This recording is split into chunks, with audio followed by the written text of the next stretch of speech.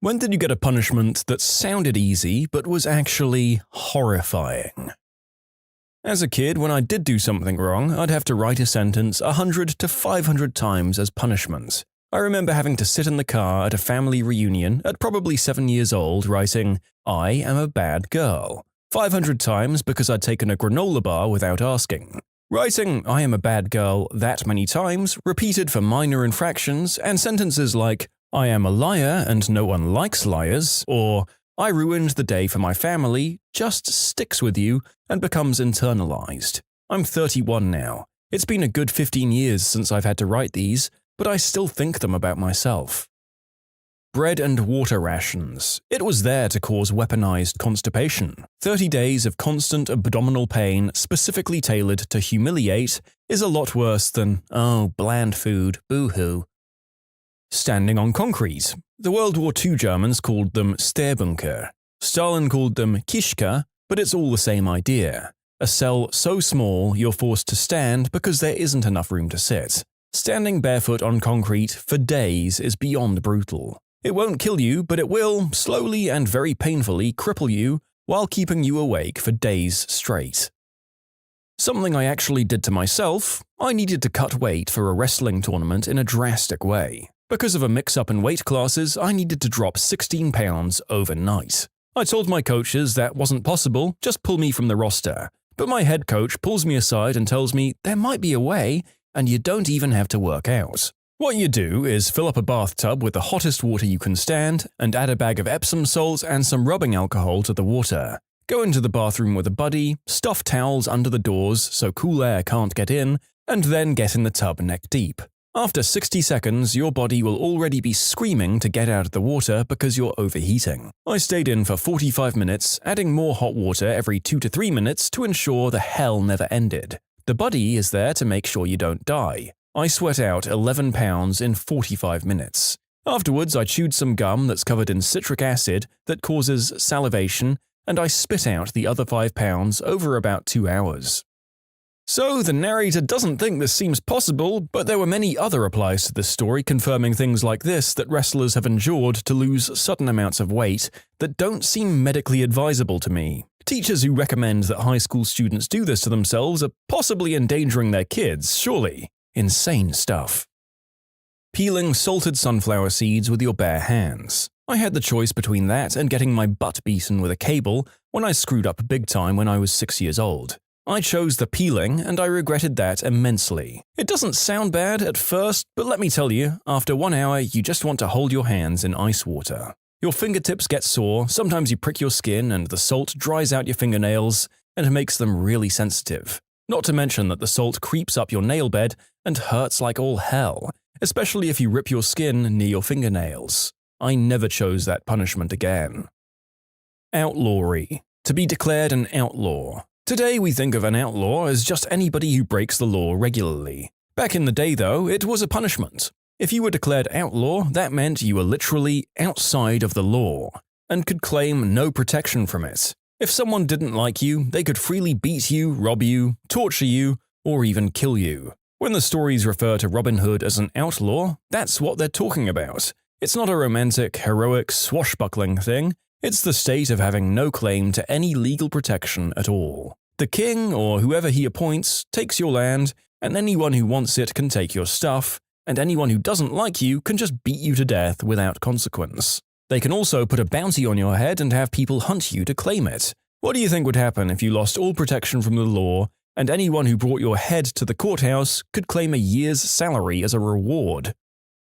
Having to play with chickens. My grandpa always told me when the neighborhood kid would misbehave, this was like 100 years ago since then, his parents would lock him into the chicken habitat and put some liquid or meat on his feet. The chickens would peck at his feet and he would have to flee constantly until he was too tired to, and then he would be released. Kneeling on grains of uncooked rice. Goat licking. In medieval times, you'd get your feet strapped between 2 wooden boards and they'd be sprinkled in salt or something similar so that animals, mainly goats, would lick them. Seems like it would tickle at first, but they won't stop licking. Apparently, they'd lick the flesh off until they hit bones. Having been licked by a cat for like a minute or so, I can imagine this is an awful torture. being forced to keep your arms up all the time. This was a punishment my dad enforced after bare-bottom spankings stopped working. To get out of those, I would laugh even though they hurt like heck because I knew he'd get angry and stop. I'd have to stand against a wall with my hands in the air for hours, and if they moved down, the punishment would get longer. My dad told me about a punishment that was given in schools when he was growing up. He was born in 1954, which was when you had to go to the side of the aisle of desks and squat down into the Asian or Russian squat stance, and then hold it for the rest of the class. He said it never sounded bad, but after a while your muscles and knees would lock up, and at the end of the class, in order to get out of the position, you had to fall onto your side or back to the floor to let your legs relax enough to allow you to move and use them. He told me when I was super young, but it's always stuck with me because I was so surprised that something so seemingly small would cause so much pain and loss of control. You essentially got insane Charlie horses when you dropped out of the position. You shouldn't be happy with getting away with a crime by pleading insanity. Instead of a time-definite custodial sentence, you get an indefinite custodial sentence in an underfunded and terrifying medical facility. Maybe for the rest of your life. Yay! Tickling. No joke, the Germans used this in World War II as a form of torture in some cases. It doesn't leave a mark, so it's also used in environments like mental facilities, where patients may be restrained and staff go on a power trip.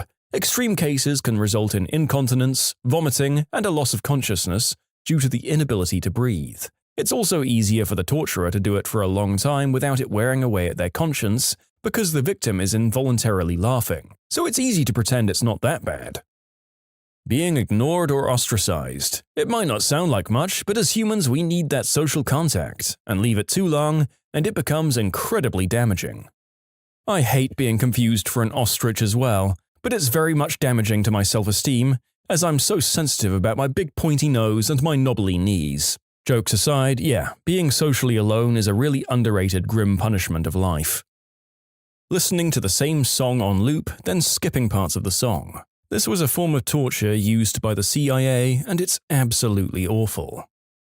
Closing your hand around a chunk of saltwater ice and holding it there. Dubbed the Salt and Ice Challenge, where people would hold onto it for as long as they can stand, it can lead to frostbite injuries similar to second- and third-degree burns. It also essentially fuses to your skin, so if you try to open your hand, it will rip off your skin. You need to use warm water to detach it. I did this about 20 years ago before it was a thing on social media. It sucks. With the attention this is getting, I feel obligated to say definitely do not try this. Isolation. There's a reason solitary confinement is considered a form of torture. The human mind isn't designed to function in an environment devoid of stimulation or social interaction. It was cool going to Alcatraz and doing the audio tour, actually. You get to go into one of the solitary confinement cells with the doors closed behind you, and it's pitch black, and while you're in there, you hear stories from inmates, dramatically read, about what it was like and how some of them would focus their mind until they could see a tiny speck, and within that they could conjure an imaginary television screen and see moving images. It helped them to stop going crazy. Standing at parade rest without being able to talk for 5 hours. In basic training, someone got caught stealing food from the DFAC no more than 20 minutes after we'd been yelled at for people doing that. As a punishment, we stood at parade rest from 5 p.m. to 10 p.m. without being able to talk and with at least one DS watching us at all times. I don't know how to describe it, but your brain can only come up with so much to do for 5 hours while not moving. Oh, we had a guy purposefully lock his knees so he'd pass out. Apparently there are clever ways to get out of some of these punishments. I can't remember what country used it, Russia or Japan I think, but one punishment was genuinely known as the white. You'd be given white clothes, locked in a cell with white walls, with no windows and a completely white door. You'd get a light bulb on a white fixture but no light shade. Your bed and its linens would also be white, and you'd be fed exclusively on white rice, in a white bowl with white cutlery, and to drink you'd get water in a white cup. After a day or two you'd begin to hallucinate because of the lack of visual stimulation. Chinese water drop torture. Victims were strapped down so that they couldn't move, and cold or warm water was then dripped slowly to a small area of the body, usually the forehead. The forehead was found to be the most suitable point for this form of torture because of its sensitivity. Prisoners could see each drop coming and after long durations they were gradually driven frantic as a perceived hollow would form in the center of their foreheads. You're sort of right. They were blindfolded and leaned back. You were also restrained and maybe had earplugs or rags stuffed in your ears. They removed all other senses. They'd also vary the rate of the drops. The torture comes in when you throw off their sense of time. They have no idea when to expect the next drop. You can submit your own stories to be featured here on the channel. The story submission link is in the description below. And if you want to listen to some vibey music in the background, check out Easy Mode, also linked below, and subscribe. Painting rocks. A couple of guys in my AIT unit got in trouble, and the sadistic drill sergeant tried being creative with an approved punishment, which was painting rocks. As dumb a punishment as it is, the sadistic side was that this training unit was in southern Arizona during peak summer temperatures. The rocks were literally hot enough to fry an egg on, and both privates' hands ended up being covered with second-degree burns. The drill sergeant faced pretty heavy administrative action. I don't recall exactly what, but it was probably one of the most severe I've ever heard a drill sergeant receive. Waterboarding. If any of you kids don't know, there was this big debate back in the early 2000s. Some people were calling it torture, and others were more or less like, it's literally just pouring water on someone's face. What's the big deal? Now, when you put it like that, yeah, what's a big deal? Take someone, make them lay down, and hold them down so they can't move, then pour water on their face. What's the big deal? I remember one conservative radio host got the bright idea to prove live and on the air that it's not as bad as they're saying by having his staff waterboard him on air. And you know what? I respect the guy for doing this. He had a strongly held belief and he was willing to go through it to try and prove his point. He lasted all of 15 seconds before he tapped out of it, hacked and coughed for about 5 seconds, and finally managed to say, "Definitely torture," before suggesting they take a break so he could recover from that. Good on him for admitting that he was wrong. It gives the narrator a good chuckle to think about the other listeners who presumably were already minds made up that they agreed with his first point of view, and you've got to wonder whether that changed any of their minds. Most people are so entrenched about this sort of thing. When visiting Africa, we learned that some places have their own form of lethal injection for criminals, by snakebite. Committers of the unspeakable act and murderers would be forced to receive a bite on both ankles from a puff adder. After officials verified the bites, they'd be sent home, under supervision, to spend their last days with their family. Some people thought it sounded like a more humane form, but it's not. When I was around 10 years old, being forced to stand in the corner of the living room with my parents and siblings in the room and stare at the wall for hours. Kneeling in salt. When I was 16, my mother told me that if I kept my attitude up, I'd be kneeling in salt. Being a dumb kid, I was like, oh, whatever, it's just salt. Well, I kept that attitude up, and my mum sprinkled a light dusting of salt on the tile floor in the kitchen, and I had to kneel in salt for an hour. The grains cut my knees and burned the wounds. I'm 32 now, and I still have scars on my knees. I will add this before the replies come in. I know that this was not good parenting. My mum was pregnant at the time and not in a good place mentally. My sister is now 16 and has never even had as much as a slap. Just recently, my sister told me she thinks I was just a bad kid if mum did all of that to me. I told my mother about the conversation afterwards, and my mother said, "You weren't a bad kid, none of you were. I just had a temper and I didn't know how to control it." I'll admit I'm an adult now and with 2 kids of my own, and hearing her say that made me cry on the way home. I knew in my head I wasn't a bad child. I rarely got into trouble, never did substances. I just had an attitude. But I hadn't realized how heavy my heart was from the punishments. I was the first of 3 kids, I got the worst of it, and I always blamed myself. Even when I was finally over it and rebuilt a relationship with my mum, I blamed myself. I hadn't realized how much I needed to hear her say that until she did. This was 3 weeks ago, and I'm tearing up just typing this.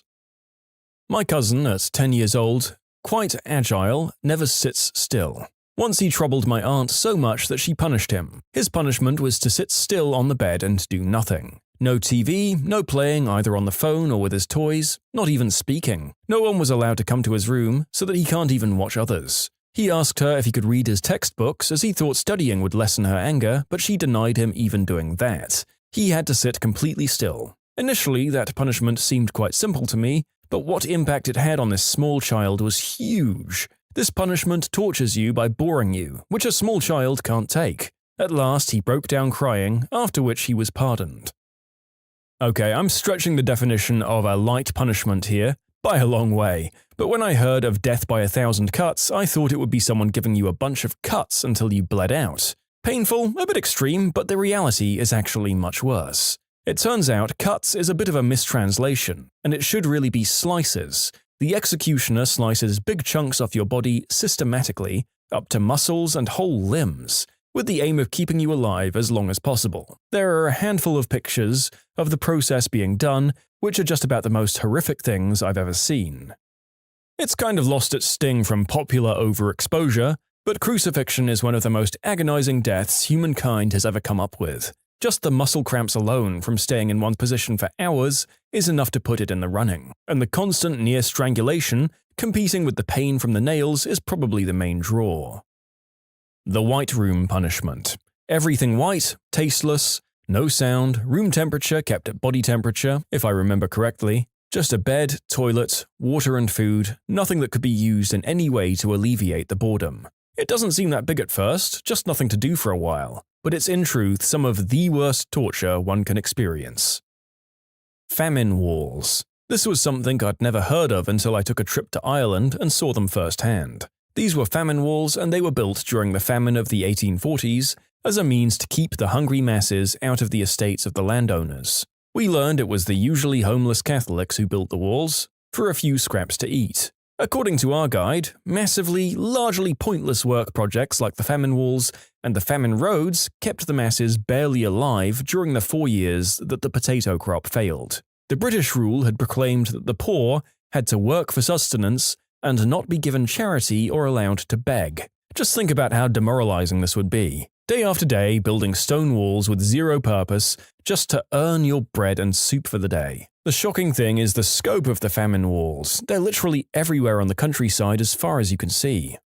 It's really insane just how horrifically a lot of Ireland was decimated by the English in the last couple of centuries, and how little of that is present at face value in British schooling on the old empire. They're starting to come to terms with what they did in their more distant colonies, but just how much they mistreated and massacred their western neighbours really doesn't seem to get around much in your average Brit's education from what I've seen.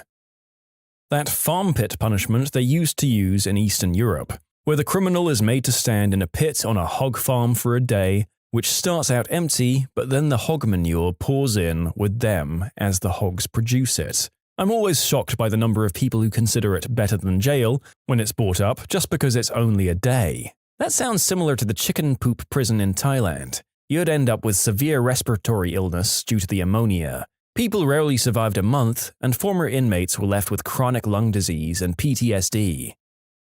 Your mum saying she's not mad at you, just disappointed. My dad is the king of cruel and unusual punishments. He forced me and my brother to drink pint after pint of water without allowing us to use the toilet. Made me run up and down stairs when I was 9 for hours on end until I confessed to something I didn't do. Doesn't sound bad until you actually do it. My friend once proposed a punishment for people who mistreat animals, sort of as a joke. They'd be locked in a small cell for a few days, which is then pumped full of the heavy smell of dog breath. Apparently, most people, including me, thought that sounded very light for the crime, until asked to actually visualize it. When I did, I literally gagged at the thought. Having bamboo shoots grow beneath you while tied down. In my home country, the penalty for the unspeakable act and substance trafficking is whipping, with no limit, a specific number to be set by the judge. First, they clinically clear you for the punishment. Then they get you in a bent-over pose while your butt is visible through a wooden frame. The torturer, a man in a legitimate black hood, shows up and dips a horsewhip in medicine. The medicine serves two purposes. Firstly, it helps with slight healing during the whipping, in order to allow the prisoner more lashes during that sitting. And secondly, because the medicine is sticky, it causes the whip to stick and tear flesh from the butt whenever it cracks. My teenaged cousin wanted a government or town summer job where he could work out and work on his tan all day. My uncle was angry at him for thinking all government jobs were cushy, sit on your butt kinda do nothing things. So for him, he found him a job as a gravedigger in a local cemetery. He was in the sun all day and got tons of exercise. Wrapping your fingers tightly with a thinner duct tape or anything string-like but with an adhesive for minutes, with the tip of the fingers left out. Restricting any blood flow to the tips of your fingers isn't child's play, provided you're restrained and can't do anything with the pain. Stings like heck. Parents should not make their kids eat soap for saying a bad word. It's really horrible for them. Usually the kids picked up the word from the parents, and even if they didn't, it's needlessly cruel. Silent treatment and stonewalling, especially coming from a loved one. It creates a terrible imbalance in the relationship and serious psychological trauma on the stonewalled individual. No one should ever choose this method to punish the other. Buck ragging for kids. Making a kid breathe in buck or male deer urine on a rag. It smells so bad. Everyone I knew as a kid who received it said it was their most feared punishment. Everyone who didn't said it's just a gross rag. How could 5 minutes of that be bad? Your teacher shaming you in front of all of your classmates for giving a wrong answer. When you subscribe, make sure to hit the bell to turn on notifications. Put the playlist on in the background to finish listening to all the stories, or if you want some vibey music to put on in the background, check out Easy Mode. If you like Am I the Genius, give Am I the Jerk a shot. Everything linked in the description.